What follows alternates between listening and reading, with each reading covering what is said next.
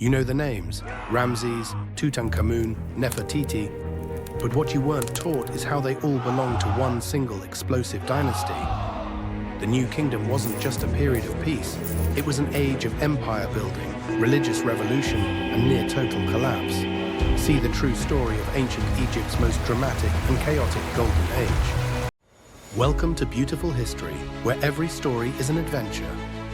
From the sands of ancient Egypt to the bustling streets of modern cities, we uncover the mysteries, dramas, and wonders that shaped our world. Explore lost civilizations, epic battles, and legendary figures brought to life with passion and detail. Discover the journey of humanity from Egypt to the world. Subscribe now and let your adventure through time begin. This is beautiful history. Picture Egypt around 1550 BCE. The sands have shifted and a new era rises from the chaos. The 18th dynasty, the heart of the New Kingdom. From Thebes, a procession of legendary kings will set in motion some of the most remarkable achievements of ancient Egypt. This is the dynasty that gives us empire, artistry, and innovation on an unprecedented scale. It begins with Ahmose. He's the man who expelled the Hyksos, reclaiming Egypt's unity and independence after a century of foreign rule. No more foreign rule. Egypt will be free. Ahmose and his generals rebuild the nation's confidence with military campaigns into Nubia and the Levant, establishing Egypt not as a victim, but as an imperial power. His victory sets the tone for what follows. Egypt is no longer just a kingdom, it's an empire. His successors take this ideal and run with it. Thutmose III leads Egyptian forces all the way to the banks of the Euphrates in Syria, staking Egypt's claim as the mightiest power in the region. Under Queen Hatshepsut, this military focus pivots. She shifts energy toward monumental construction and trade. We shall send expeditions to the mysterious land of Punt, bringing prosperity through trade, not conquest. Then comes Thutmose III, known as the Napoleon of Egypt. He transforms the army into a professional force, launching 17 military campaigns. This is an age of monumental architecture. The temple complexes at Karnak and Luxor grow to dwarf all that came before. Architects master intricate tombs in the Valley of the Kings, temples that line the Nile. This made Egypt in the 14th century BCE stood at the pinnacle of its power under the New Kingdom. Yet something will happen that will change everything forever.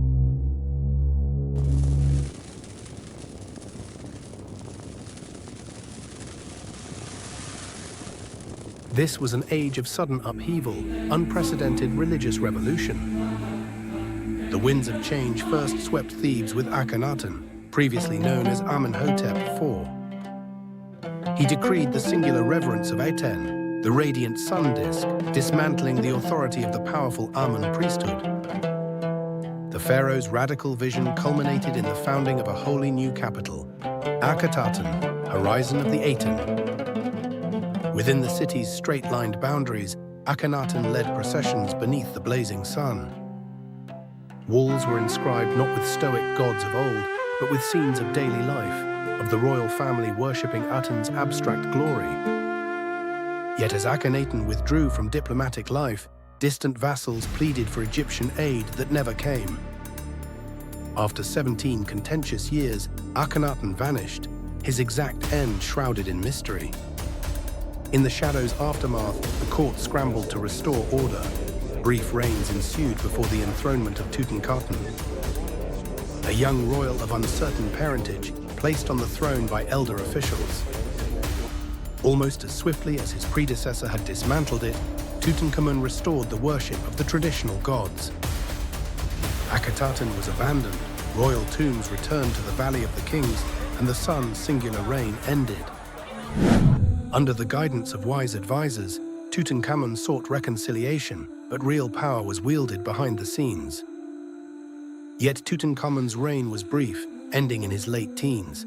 He was buried with magnificent treasures. In the power vacuum that followed, Horemheb, once a general and advisor, rose to become pharaoh. He erased the images and records of the Amarna interlude, building monuments to the old gods, declaring himself restorer of Mayat, the order of the universe. By the close of Horemheb's reign, Egypt stood rearmed and unified, the memory of Akhenaten all but effaced. The new kingdom's glory would continue, but the brief sun-dominated revolution would forever remain one of ancient Egypt's most extraordinary and enigmatic chapters. In the glowing heart of the new kingdom, the 19th dynasty of ancient Egypt emerges, an age of warriors, builders, and mighty pharaohs. Following the era of the revolutionary Akhenaten and the restoration under the 18th dynasty, Egypt's throne falls to a new lineage, the Ramessides. The first pharaoh of this line, Ramses I, is a man of military acumen and administrative skill, chosen by Horemheb, the last great ruler of the 18th dynasty. Power is concentrated at Ramses, their newly constructed northern capital, as the nation prepares to project its might on the world stage.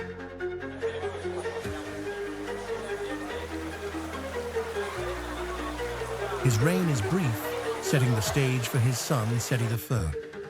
Seti I leads campaigns against rebellious Canaanite cities and Hittite forces in Syria, restoring Egypt's imperial borders.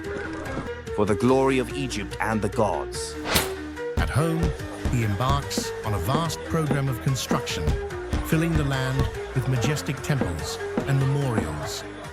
But it is Seti's son, Ramses II, later known as Ramses the Great, who becomes the most renowned of all Egyptian pharaohs. I shall make Egypt the greatest empire the world has ever known.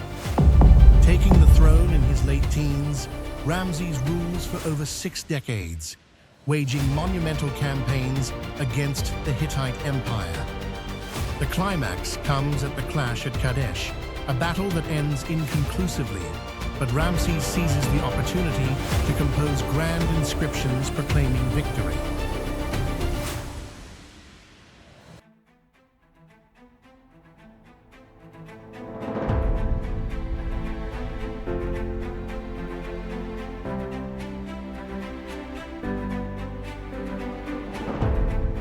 Let all future generations know of my great triumph over the Hittites at Kadesh. His reign becomes marked by the longest peace treaty in history and an immense wave of construction. The temples at Abu Simbel and countless monuments rise from the sands.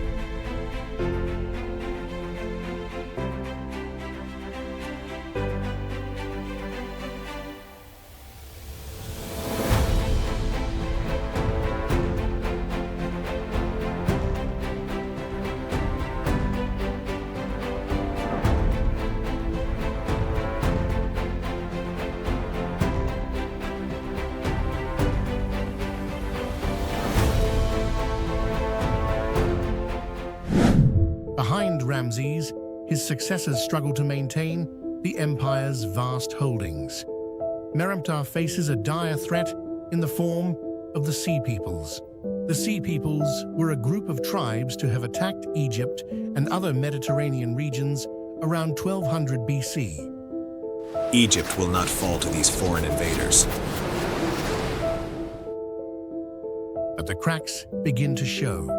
By the end of the dynasties, centralized royal power dissolves, and high priests in Thebes and Libyan warlords vie for supremacy.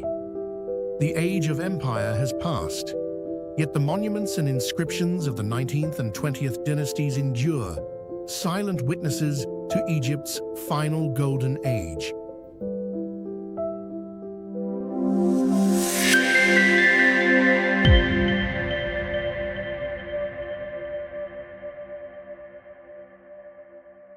Thank you for watching. Subscribe for more journeys through time.